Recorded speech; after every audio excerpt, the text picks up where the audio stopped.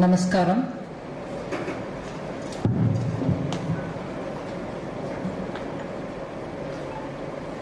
To all the eminent people on the dais and to this very distinguished audience, let me at the outset say that I feel very humbled that I've been given this opportunity to pay my respects to a modern day Munishwara, the Guru, Sri Parameswaran. I've had the opportunity in the context of Sri Vivekananda Rock Memorial to have had some kind of a chance to listen to Sri Parameswaranji, and equally it gives me a lot of moral strength and courage by the sheer presence of the Ramakrishna Math Guruji here. I was telling him that I've had the blessing again when I was living in Hyderabad to have listened to have heard and have at his feet darshan of Swami Ranganathananda. On the advice and suggestion of many, I've also had the benefit of reading many of his books. In particular, about women in India, his writings are so rich and I've benefited from that. I still fall back on his writings on many things to do with modern India. Sri O. Rajagopalanji is somebody I have looked up to, has had great presence, has singularly held the BJP's flag high, and also opened the account for BJP in the assembly here. So I'm conscious that I'm standing on a dais where you have very eminent people seated, and equally I'm conscious that I shall be addressing an audience which since its birth, I would say, has had the tradition, intellectual tradition of Kerala being imparted along with its nurturing, its infancy. Each one of you all have had the advantage of that rich legacy which Kerala can be proud has given the basis for Indian intellectualism. So I'm conscious I'm standing in front of such a rich audience. Each one of you all have over the generations seen this great land upholding in a very increasingly challenging time. Each generation is fighting more and more challenges to what we think is our natural habitat, natural inheritance. Today it's becoming an issue for us to stand up and demand our space.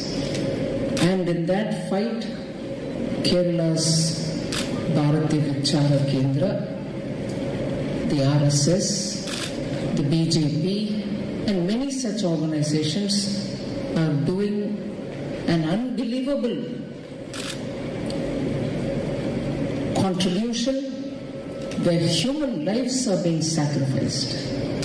An intellectual discourse for, like the way Sri Parameswaranji had to do, was not easy for him, is not easy for any one of us, all the more. A country, in particular a state, which has had the tradition, now is fighting for its life in a way to keep that tradition alive, to keep the tradition of discourse alive, to keep the tradition of what is inherently natural to the people of Kerala and to the people of India. It sometimes tugs you at your heart to know and to understand this is the kind of sacrifice you need to continue living in the way in which you lived over the millennium. So it is in that context that we are meeting today, meeting and remembering somebody who valiantly, within the framework of discourse etiquette, kept moving forward and standing up to every challenge.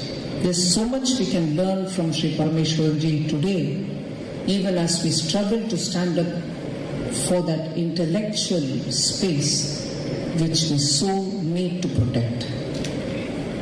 But the fault is not ours. It is becoming increasingly difficult because discourse is not anymore intellectual alone. It is now becoming physical. It is infused with a lot of physical and mental violence. And that is where discourses are becoming very, very fatigue-causing. Discourse, intellectual discourse, should be intellectually stimulating. You should come out of it feeling all the more energized and mentally stimulated. Of late, there's minimum space for it, but the space is ridden with a lot of mental, physical abuses. And that is where we are treading on very difficult grounds. So it is right, and it is in this time and in this background that we remember Sri Parameswaran ji.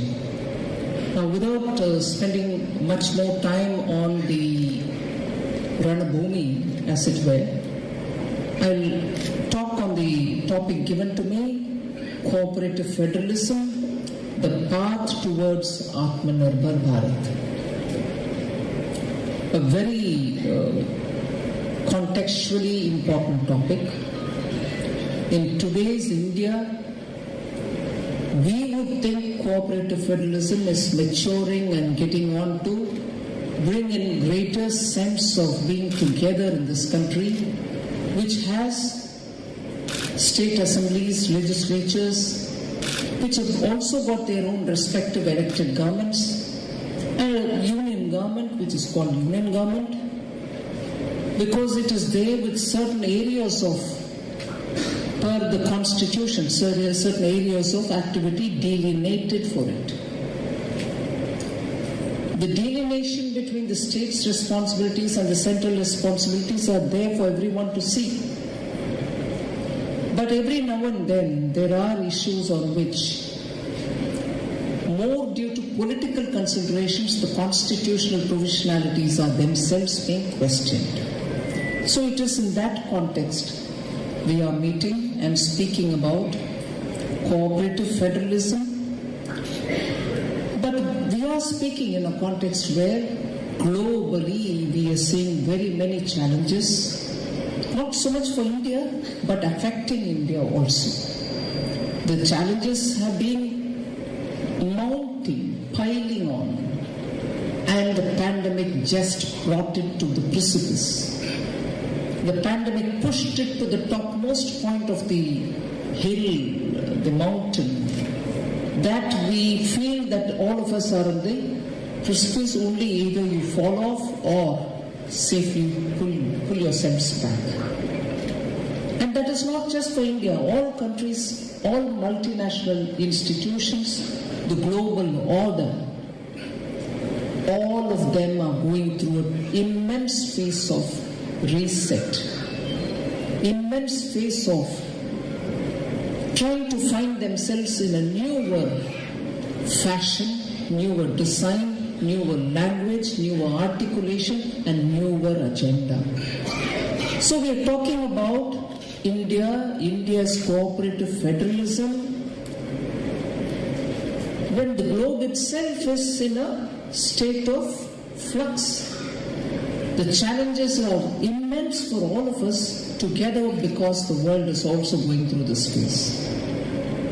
And that is why when periodically all of us talk about what is this global order, has it actually helped countries like India? Has it actually helped the countries, the global south, as we would call it? Those countries which are still struggling to come up the development ladder. So in this kind of an atmosphere, for us to talk about cooperative federalism in the context of India itself is very, very important. Also because we mark the 75th year of India's independence, the Constitution has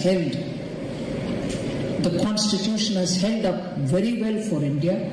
Of course, periodically we do a lot of amendments and changes to suit the time in which we are living. And therefore, when we are marking the 75th year of independence, and looking at moving India through an Amrit Kal, the next 25 years when we reach India at 2047, India at 100 years of independence, what would we want this country to be like? How would we want it to be like? And that will be for the younger generations to enjoy. And therefore, now the discussion that we are doing is more for understanding if the Amrit Kal is going to strengthen the constitution, strengthen the federalism, the setup that we have, and above all, be a place where everyone is going to live with honor and dignity. And therefore, this discussion today is timely, appropriate, and it's not a discussion, I'm just speaking, and I'm sure the Bharatheeya Vichara Kendram will be able to build on it, build on this idea, not essentially the idea that I'm putting across to you.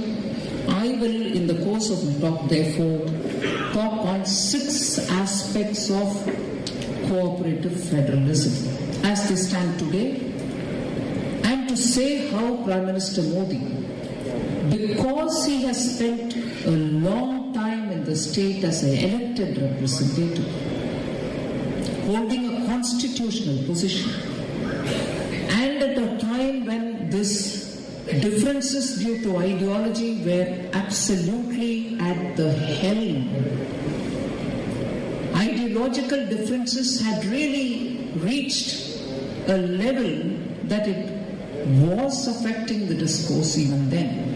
And Prime Minister, coming from the opposition party then, but as a Chief Minister, had also spoken about how cooperative federalism should strengthen this country. And therefore, 6 aspects which I will highlight on the topic for us to further talk about it, particularly at a time when we are looking forward to taking India in the next 25 years towards India at 100. So this Atmanirbhar Bharat announcement is my pivot.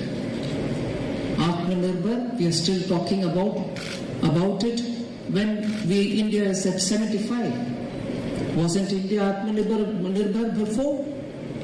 That's not to say that India is going to claim the territory now, but if it is going to place emphasis on Atmanirbhar, given that the globe itself, even on the one hand, when we are saying global value chains, everybody will have to integrate with one another. You have to have raw materials, intermediary products coming to India. India should also produce and value add to a lot of commodities and be a part of the global value chain so that we export commodities. We are also able to integrate the requirement of skilled workers from the raw material to the final product and so on. So you're part of the global thirst to develop and provide good living standards for the world. So at this time, you want to be a part, both backward and forward, linking up with the globe, but you will have to think in terms of how far India can depend on itself, but yet be open to the world. And that is why talking about Atmanirbhar at this stage is very, very critical, because in the recent past, I'm not confining my example to one or two, but there are several, I can quote one or two. In the recent past, the advantages that India had in several areas were lost even as we opened up, or even as we remained closed prior to the opening up, and as a result, the natural advantages which our entrepreneurs brought to the economy were lost because of predatory pricing were lost because technology was getting saturated in India, and so on. So we need to have the center and states working together so that India as a whole can really move forward in each and every one of these areas. Sometimes I repeatedly quote this Panchatantra story that one bird alone couldn't have saved itself from the hunter's net, the net which brought a flock under it, a flock of birds which came pecking onto the grains of the ground. But when the hunter threw the net, the entire group was under the net and they didn't know how to get out of it. And how did they manage to get out of it? That's a very sharp lesson that is available for India, that all the birds took off at the same time and the net itself had to come out and the birds flew along with the net and there was no one bird left for the hunter to hunt. It is that spirit with which all the states together will have to work and move forward so that India can, as a flock, as a whole, develop. So in this kind of with this kind of an expectation, I want to just underline the fact, in the recent past, the COVID pandemic, repeatedly Prime Minister at his own level engaged with all the chief ministers of the state and ensured that whether it is sending the PPE kits to the hospitals or the doctors at the initial stages of COVID, or afterwards sending the vaccines, making sure the hospitals had all the oxygen-related equipments get to them. If one state had it, if another didn't, share it or pass it on. If you have excess quantities, all this coordination, the Prime Minister himself sat with the state chief ministers more than 1 or 2 or 3 times as it went through the lockdown, as India went through the lockdown. So that in a pandemic time also, when center and state work together, we see India today with majority of the population covered by the vaccination, not 1 dose, not 2 doses, but also the 3rd dose which is given to people. Every corner of India, our frontline workers have gone. This is not going to happen just by the center making the vaccine available. It's also because the states realized that we have to work together for the interest of our people. So, that slogan of Prime Minister Modi in 2014, which very much speaks for the ideological background, Antyodaya. Antyodaya, which is Sri Deen Dayal Upadhyaya's code, primary code. Unless we serve the last man in the queue, you're not going to be able to lift all people out of the poverty and desperation in which many of them live in. And that Antyodaya was reflected in Prime Minister Modi's slogan, Sabka Saath, Sabka Vikas. There is no difference.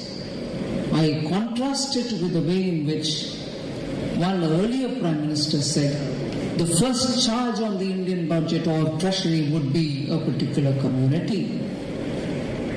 Prime Minister Modi's development for all and being together with everybody who needs that development, Sabka Saath, we'll be together with everybody for the sake of the development of all, Sabka Vikas. So 2014 started with that. You had the financial inclusion, you used the Aadhaar to become a lot more sophisticated and a lot more scaled up. And then you also said an ordinary mobile phone is enough. You tell me where you are, we'll reach all the ration, we'll give you all the benefits that you need. And with that, it was possible to directly transfer that which has to be given to the poor or the needy of this country. More importantly, to respect the taxpayers' money, the tax amount which comes, every rupee has to have its full value respected. Unlike a situation where one former Prime Minister said, I send 1 rupee, only 15 paisa reaches the fellow who needs it. Using technology, Prime Minister ensured that everyone gets 1 rupee. If it is sent as 1 rupee will reach his account. That is the power of technology, which Prime Minister understood, that if you want to respect the taxpayers' money and not allow unfair, unworthy individuals to pilfer it away, the only way in which you can achieve it is achieve it by using technology and make it transparent. Anyone can see where it goes, who that individual is.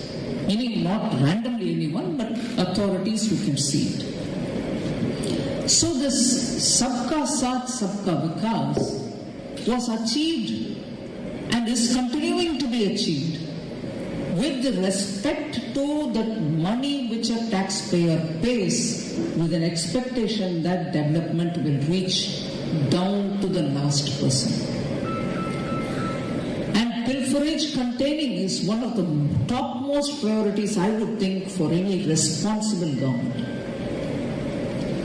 Now, by doing this, that Sabka Saath Sabka Vikas also acquired one more line which said Sabka Vishwas.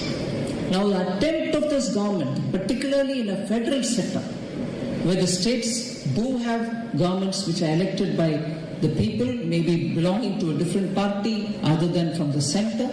So trust is what he underlined. I have in the people, and people will have to understand that I am serving them transparently without corruption. And that doesn't differentiate between a state which is ruled by a non-BJP party or a BJP party ruled state is treated differently. All people of India will have to have trust by the government in them and them in us. That's the line Prime Minister always promotes, and therefore in this time, at a time when we're discussing about cooperative federalism, the attempt is first of all to win the trust of the common people. And in that, no state can have a difference. You can't say, Modi, you're wrong, because you're trying to say, I want the trust of the people in me, and therefore I'm doing this exercise openly. You can't say, Modi, you're doing this wrongly because the state government doesn't approve of this method. There's nothing in this to be disapproving of. And therefore the approach of Prime Minister Modi, having been a Chief Minister, is to win the trust of the person, not just by getting elected, but in everything that he does. The money you pay for tax is as worthy for me as the money in my own pocket. I have to utilize it to the maximum for the common good. So there's no way in which this money gets spent on anything else except for definitely a common cause.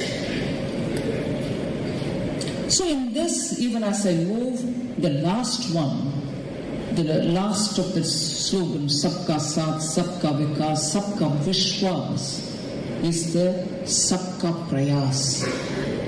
It cannot be that India will develop to reach a state of a developed country, which is what Prime Minister Modi spoke when he spoke from the Red Fort during our Independence Day speech 2022. It cannot be possible that we will reach a developed country status unless all states are going to be with us, meaning all states are going to work together for the common cause, unless all people also put their responsibility forward. That is why the approach of this government is to empower a citizen, give him his basic house, give him his toilet, give him his water, give him the opportunities that he needs. Let him be accessible to a bank, let him get small amount of loans to run his own business, and for that let him not do attestations from the district collector, some government employee, somebody, and let him also not pledge that little gold his wife might have, or even if she doesn't have, search for somebody who can give him a guarantee. That is why most of the schemes like Mudra, Swalamban, all have government guarantee in it. The poor doesn't have to go searching for papers. And this is why Sabka Prayas is what it is aimed at, through empowering him, give him the advantages that he needs for basic living. And after that, he doesn't need anybody's help. He'll be able to access his own and decide how he wants to lead his life and his family. So empowerment versus entitlement. When you do this empowerment versus entitlement, you know that there is no way in which just one section, or repeatedly the same section, or repeatedly the same set of families would say, I've always had it for 50 years, you give it to me even now, whether I deserve it or not. No longer the case. Now the case is, if in a street there are 10 families which are entitled for something, they will get it. There we don't see whether he's my guy, or is he wearing a red uniform, or is he wearing this, or is he doing that. None of that. He's an Indian citizen. He will get it. He will get it because he's entitled to have it, because he should be empowered. And after that, there's no more claims there. Therefore, I want to show how in Atmanirbhar there are 3 C's which govern the government policy. And therefore the 3 C's also govern the center-state relationship. Now if the 3 C's govern the center and state's relationship, it's the same approach towards a citizen, and therefore the states, all of us together like the flock of birds. Cooperation, collaboration, and coordination. Unless states cooperate, not just with the center, but even within themselves, among themselves, between themselves, whether it is river water, whether it is excess dam capacity, whether it's a link road, whether this port versus that port, there is no such competition which should deny some state and build on some other. So cooperation. Now PM Gati Shakti is something where the synergy is what is being played upon. There is one dam, or there is one industrial estate, but to that industrial estate no settlements or cities are connected. There is some MP who wants a railway station is given, but the railway station serves no purpose for the industry, for the exporter, for the raw material supplier or the farmer. But the railway station is there because there is some MP who is powerful enough to get it. But the exporter, the farmer, the industrial unit which is coming, all of which need a connection, now says, look, we are all isolated, where do we get this going? Give us some allowance for it. That railway station was with government fund, with taxpayers' money.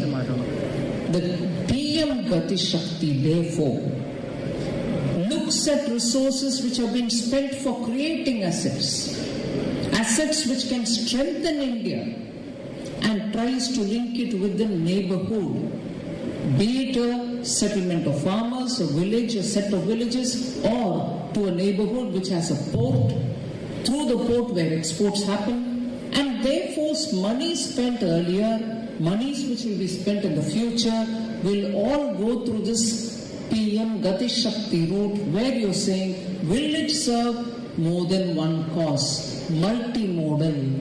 Will it benefit this state as much as that state, as much as that port, as much as this farmer? That vetting happens so that national resources can be used to benefit more than one cause at a time, one state at a time, more than one, objective of the economy, export or domestic consumption at a time. Also optimally utilize rare and renewable energy such as electricity and so on. So the national priorities will have to be seen through these 3 C's: cooperation, collaboration, and to coordinate among the states. This principle of governance, it sounds like, some corporate sector executive which says, no, this is how we have to do because the efficiency matters for our company. Why can't it be governance for a country? We need that so that states understand, center works together, and national priorities will have to be set and addressed. Now, the second of the aspects that I said, which I highlight here, is economy in the cooperative federalism. In today's India's context, everywhere, all of us are conscious that many things that we can produce, which we need, which are final consumption products, furniture, electrical fittings, even these are getting imported in a huge number. Prime Minister used to quote the example of agarbattis, which each one of us uses in our daily prayers every day in the temples and Buddhist monasteries. Agarbattis are used. But we imported agarbattis. Some were manufactured in Bengaluru and places like that. But why should we? Is it a huge such technology which we don't know anything about? And therefore, that example of agarbatti became also the point which started being asked for other areas also. Can Saranpur, can furniture makers elsewhere in the country not supply us? Why do we need a wooden chair to come from elsewhere? If it is just cost, can we not support the Indian manufacturer in such a way that cost competitiveness is brought in? So the economy also in a globalized world must understand the vulnerabilities it faces. And states and center will have to work together, and that is why the scheme of one district, one product was brought in. Your state, your district, you tell us which product which is good enough. One, rest of India gets to know about it and buys it. Two, with good lot of funding given to them for common facility, packaging, exporting, finding the markets elsewhere, using our embassies and high commissions, we should be able to market that district product even abroad other than selling for India's own markets. Now for this, the technology again, e-market, networking with buyers outside, all this is being facilitated. And this development will benefit every state. And here, many of us, for instance, forget the fact that India's size and some states' size are larger than some countries abroad. Some of our states are bigger than some of the European Union members. The products are worth getting scaled up and for exports.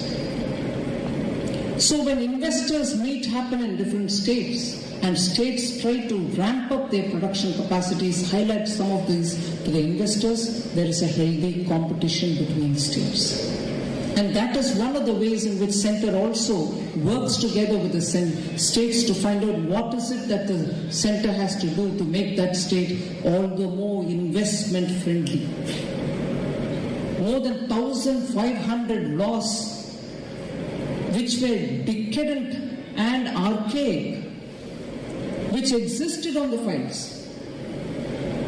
And because it existed on the files but served no purpose in the ground, there were some unscrupulous, not all of them, but some unscrupulous officers who would quote that and say, hey, your business doesn't comply with that, what do you want to do? And benefit something for himself rather than think about the business or the country. So it became a powerful weapon for rent-seeking officers, some of whom were unscrupulous, and made businesses very, very difficult.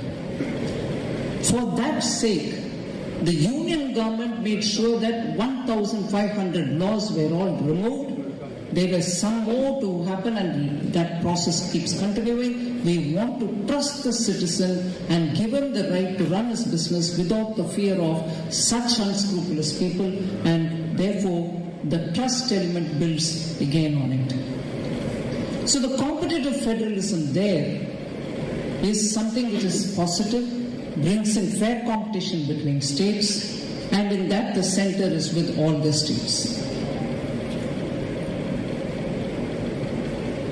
So the goal of developed India cannot actually be achieved unless many reforms are taken up. Imagine if the GST wasn't brought out, if the GST law hadn't passed, even today businesses will have to, at every stage, entering into a state you will have to pay octroi, entering into the state for the same commodity you will pay another tax, layer of taxation, one layer over the other layer over another. So the multiplicity of taxation and therefore paying the same item over 3 times all made India a very inefficient a market. Today, because of that, you are able to see the ease of businesses. All India, the price of a commodity is the same, taxation you know. I know the number of days or years when Delhi, because it had lesser taxation, many from the South India, various states used to go to Delhi to buy their Maruti car because the tax was less, and they would pay a driver to drive it down all the way to the state in which they lived and save somewhere 20,000 to 25,000 rupees. Today that's not the problem. GST has come in, all items cost the same, all over the country, you pay the same tax as much as any other citizen anywhere else in the country pays. So you therefore will have to constantly remind ourselves, states and center will have to remind ourselves as to how to make the state or the country at par for everybody. Every citizen of India should be having the same treatment wherever he is. So GST is one of the very important examples. I go back to it. The council, the establishment of the council, which has every finance minister from every state. In independent India's history, 1947 onwards, GST Council is a classic example of an institution which, with all states cooperating and center working together, have made a big difference to India. It's probably the only institution post-1947 which speaks for good center-state federalism as an institution. Of course, there are people who still badmouth it, who still see it as all Modi's work in the council, who are negating themselves, saying, I'm a member of the council, but everything is decided by Modi. Prime Minister Modi doesn't even sit in the GST Council. But the actual advantage of a council like that, which is a center-state, federal structure, which shows the light on how good governance can work to the benefit of the common people. Every state has a voice there. Every state speaks. This reform was lying for decades together in the conceptual stage, and then somewhat moved, then again it lied for want of thoughts. The impetus given by Prime Minister Modi is after he took over in 2014, and it has benefited. And here it was not just the BJP finance ministers. In fact, much before the GST Council was taking the final shape at that time, it was CPM's Asim Das Gupta who was heading that empowered committee, in which you had finance ministers. It was never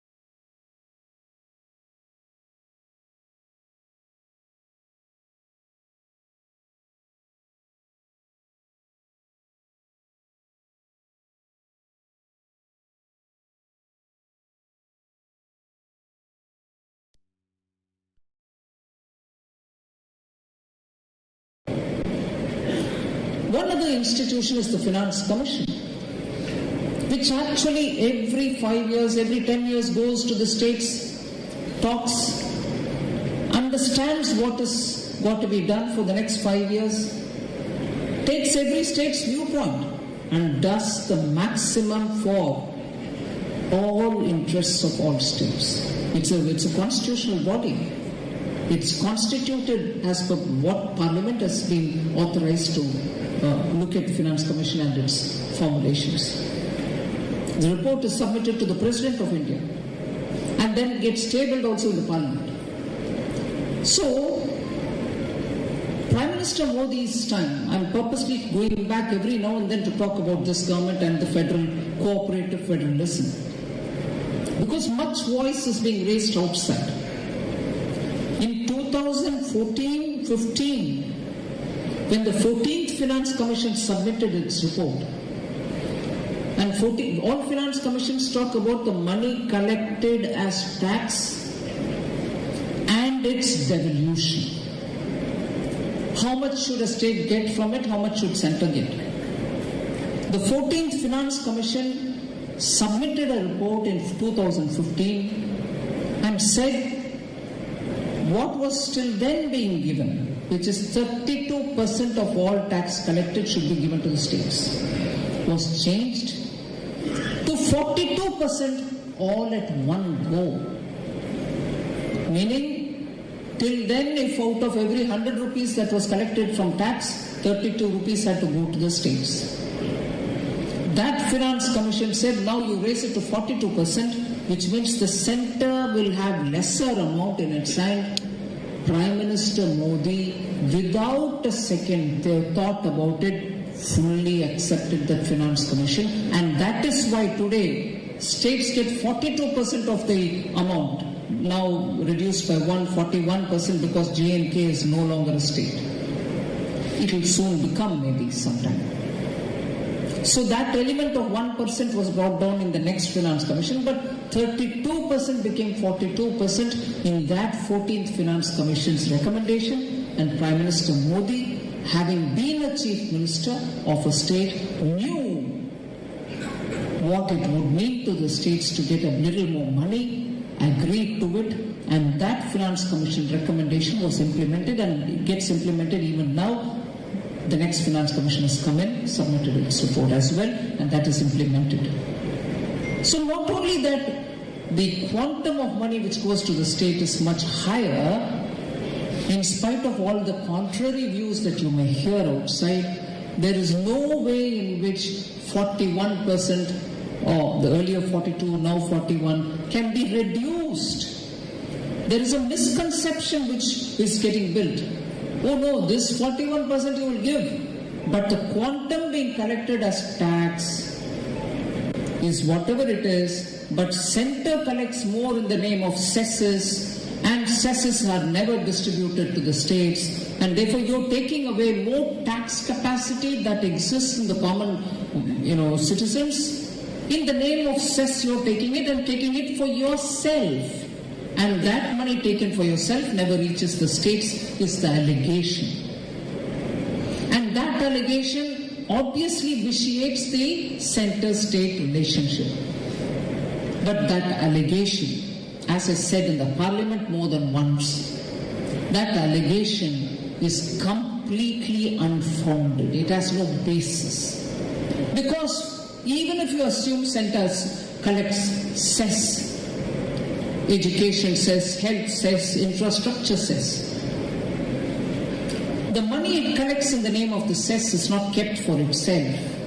Centre has no terrain, if you know what I mean. The land area where the projects will have to happen are all with the states. Centre doesn't have anything except for the union territories, a few of them here and there, where that money can be spent. If you suspect that it is being spent by the centre for itself, it is only the few union territories. But when you collect money in the name of infrastructure cess, roads are everywhere. Roads are getting built everywhere. Ports are getting built everywhere. No one state is denied highways. No one state is denied major ports. minor ports are with the states themselves. So even the cess will have to go to the states. So, but no, when we want to vitiate for political reasons and considerations, that center-state relationship is getting vitiated, you base it on this false narrative, baseless argument, statistically disproven argument, saying cess money is going to the center. No, it doesn't. It goes via the center to the states in the form of better schools, better teachers, better roads, better ports. And therefore, center-state relationship getting infused by arguments which are repeatedly getting disproved by data still allows that aroma, like a good coffee. You taste it, you know it's a good coffee, there's sugar in it, there's milk in it, there's coffee in it, and it's got good temperature, it is hot enough to drink, but still the aroma lingers. You prove that the cess has gone to the states, road, this much each state, data by state, but still we keep saying the aroma is. That vitiates the relationship, center-state. And media, I'm glad to see quite a good presence of media here, often gives the space to say no, but in the parliament this has been explained. In the parliament this has been shown with answers to the honourable members who ask questions on it. How much has Kerala received in terms of roads? Data is there. Money has not come in the GST compensation cess to us. Data is there. Parliament questions show the data. RTI gives the data. Media also takes this information and puts it out. But I'm sorry, there are some who would still do politics with it. So center-state relationship, unfortunately, periodically gets targeted because of political consideration, not factual considerations. I can go on to talk about Niti Aayog, which has come in the place of the Planning Commission. It no longer works like a body which dispenses money at the pleasure of every state chief minister coming and bowing before it. There's no bowing required now under Prime Minister Modi. Every state gets the money in due time. And let me say, with a certain sense of authority and responsibility, during the pandemic and immediately after that, and in the year 2021 and 2022, wherever we had the comfort of some more revenue coming in, I have paid even one extra installment much ahead of the time so that states don't run short of money. In November of 21, February of 22, extra installments were given. An installment which has to be paid next month or the month ending in March have also advance been sent off saying, you please take the money, you should have the money in your hand. So data can prove it. The other aspect which I'd like to speak about, which is very much in the current debate today, everybody speaks about it, is the fiscal soundness of states.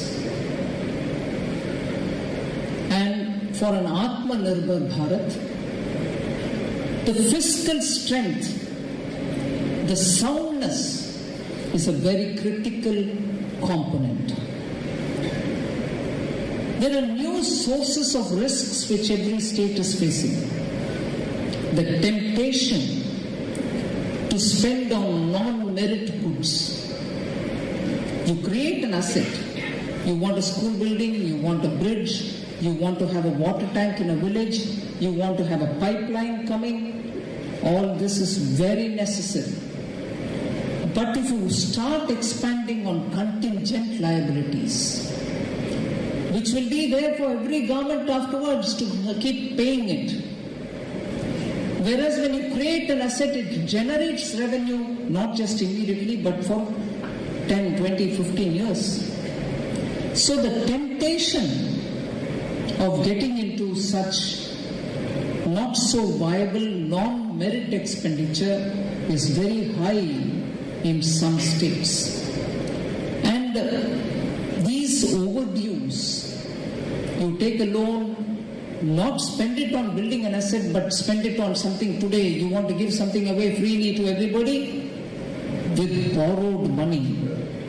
It is an intergenerational burden you are creating. For attending to today, you are burdening the coming generations. Fiscal health of the state gets affected.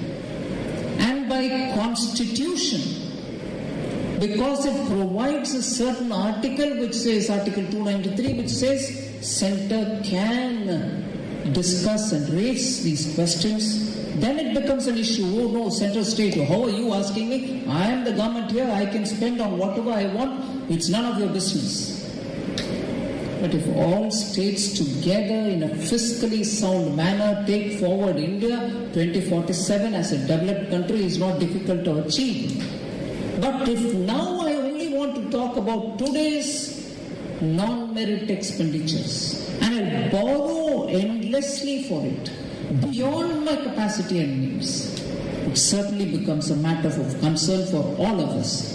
The DISCOM dues, the distribution companies on electricity, the dues which many states have, dues which have not been paid, is a case in point, and I wouldn't take much of your time to elaborate on that. We all know it. And also, constantly it is important to understand the share of revenue expenditure versus the capital expenditure. If your capital expenditure goes up, you know, in the budget, this budget and the previous budget, we have increased by about 34% last year and again about 35% this year, the expenditure on capital goods or constructions. Build infrastructure. We are with you. 5.5 last year, lakh crores, 7 point something this time, lakh crores. And in that 7 point something, 1 full lakh goes to the states as interest-free 50-year amount so that you build something, create jobs, create assets. Now, Centre wants to give you. There were states which initially said, no, we don't want this money because you'll start monitoring us. Monitoring we do anyway. If you want a World Bank assistance, you'll have to get it from the Centre, through the Centre as a back-to-back loan for some project in your state. That is monitored by the state Centre. So, vitiating a narrative, saying if I take this budgetary provision for 50 years interest-free to build dams or build roads or build some schools in my state, I will get monitored by the Centre. I don't want that monitoring by the Centre, I don't know, Pakistan. Vitiating this atmosphere.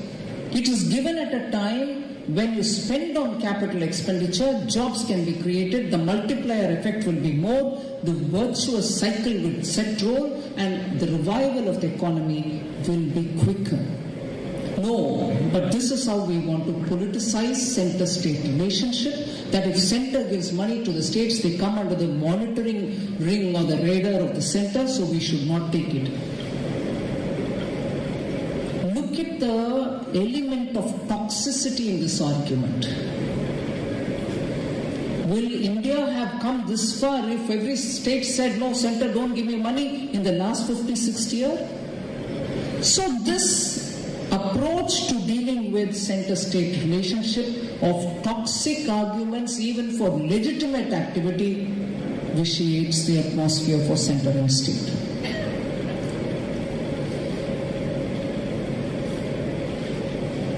So help for state finances, I've indicated to you in somewhat. And again, one other issue, which probably brings me to the last but one other point, is administration and cooperative federalism. The very administrative services, Indian Administrative Service, Indian Police Service, Indian Economic Service, They've all been created from people from all the states. They bring in the cultural diversity, they represent all states, they govern the country at a national level, they also work in the districts as district collectors and officers in the district. They bring the ground flavor to the center's administrative overall experience back to the states, so that give and take of a centrally recruited pool of officers for administrative service, police, economic service and so on, revenue service, is beautifully designed to help this country with one another's, the cross-pollination which happens, the experience sharing that happens. Today what you see is unfortunately some states saying, no, we shall not send our officers to the center. It doesn't, in the short term it might hurt one another, or it might hurt the center because you're not sending. In the long term, your state itself, you're meaning any state, itself will lose that administrative experience and the sharing of experience and the advantage because of it, because you become looking inwards. And after all, the nature of these services and the cadre controlling authorities, all will have to benefit from one another's experiences. That has also become of late a contention between the center and state, which need not be. We need not politicize the bureaucracy to settle a political score.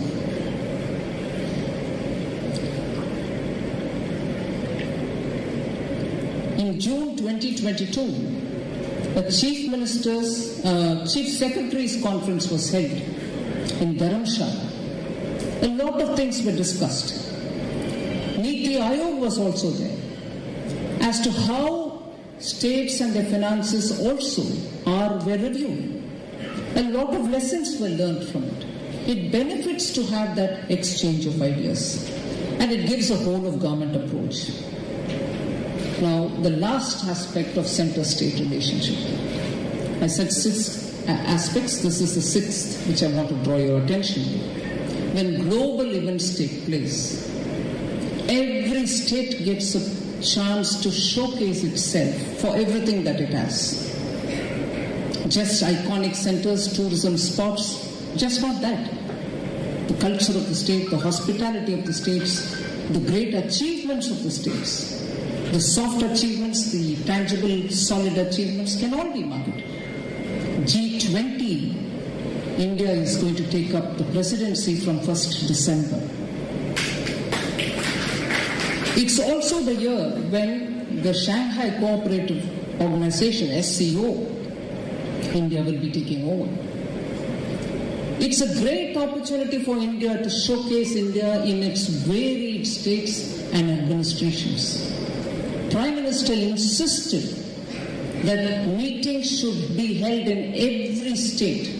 One or the other meeting should be held in every state, because deputies meet, secretaries meet, ministers meet, and then the summit happens with the Prime Minister or the presidents coming from all over the world. 20 top countries of the world will come to India during this phase.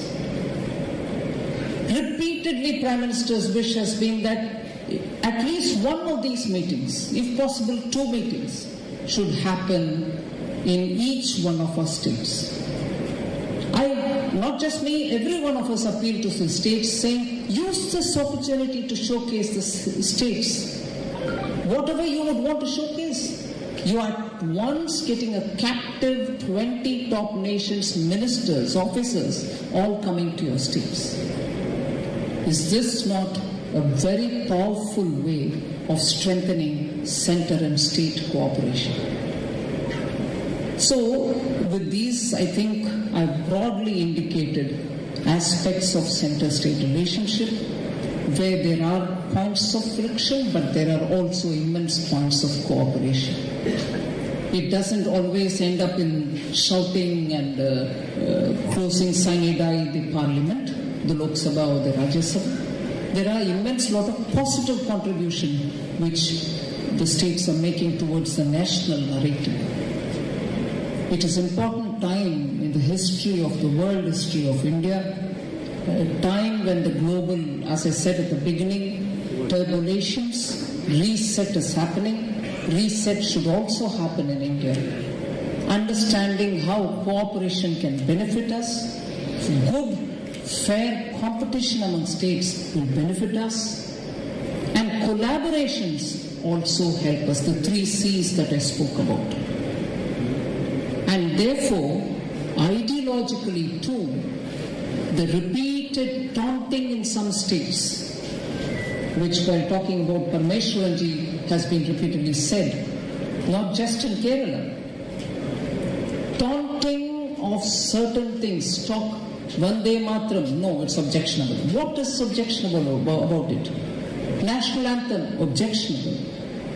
This is a time for us to stand together as a country, identify ourselves with symbols of our country, speak about how this country is a Vishwaguru in many digital payments revolution. Aadhaar-based DBT, vaccine, the co-win, the web which showed, the platform which gave us the digital certificate for the vaccinations that we took, while countries were only giving papers, advanced countries were giving only paper vaccination certificates. India's achievements in the digital arena, the success of our fintechs, more than 100 unicorns, are the envy of the world.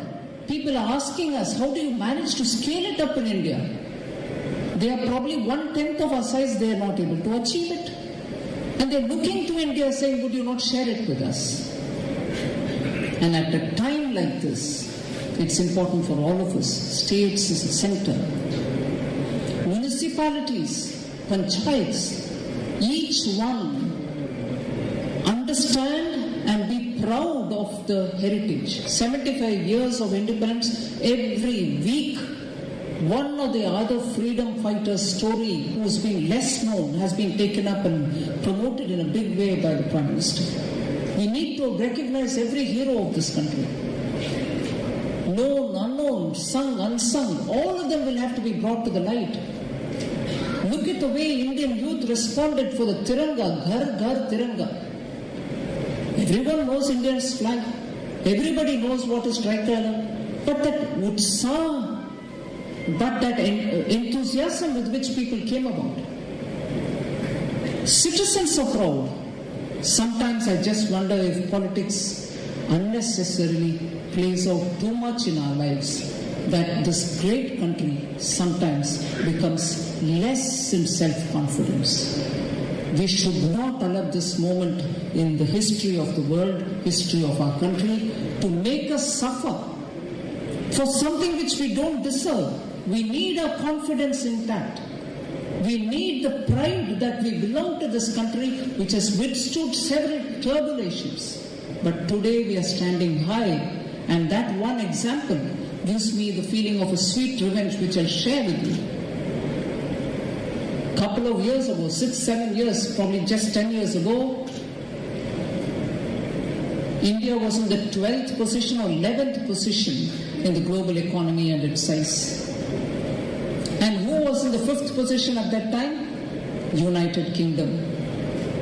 Today, even as I recall with some element of bitterness in me, Sir Winston Churchill, who said, oh, Indians will really suffer, they will probably be not knowing how to govern, the country is going to, struggle in poverty if you leave them.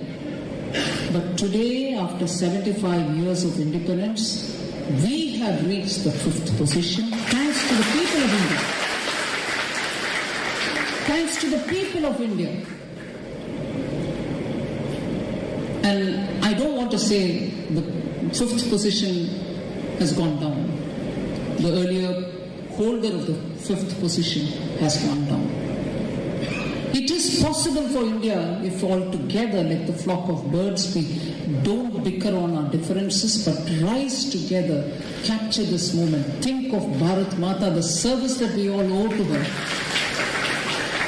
Take this country forward, and the Panch Pran, which was said by Prime Minister during the Independence Day speech, just throw away, cast away the legacy of the colonial Rome. We don't need to remember any of that. Well, I'm speaking in English, but I'm sorry, we don't need to remember any of that. But remember the inheritance, the legacy, the proud legacy that we have. It's been a country of saints who gave up great living for many things and lived for the benefit of the people.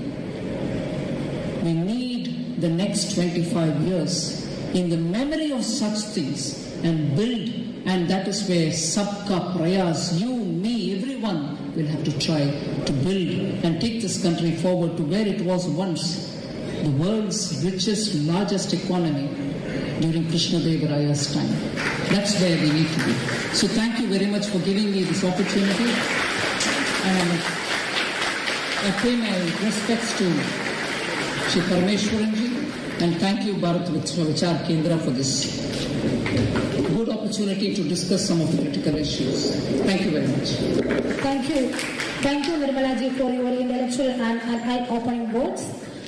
കൃതജ്ഞത രേഖപ്പെടുത്തുന്നതിനായി പരമേശ്വർജി അനുസ്മരണ പരിപാടിയുടെ സംഘാടക സമിതി general കൺവീനറും സംസ്ഥാന ട്രഷററുമായ Shri S Rajan പിള്ളയെ ആദരപൂർവ്വം ക്ഷണിക്കുന്നു.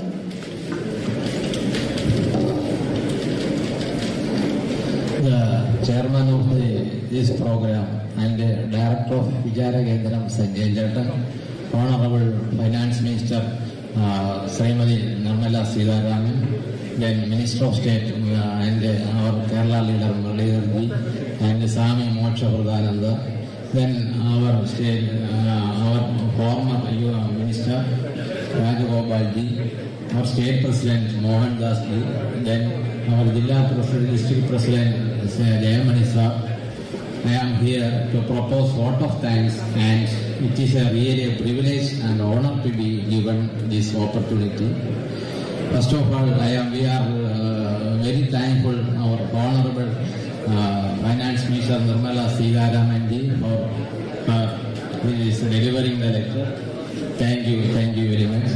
Then we are also very thankful our Minister of State Muralidhar ji and the leader of the Kerala.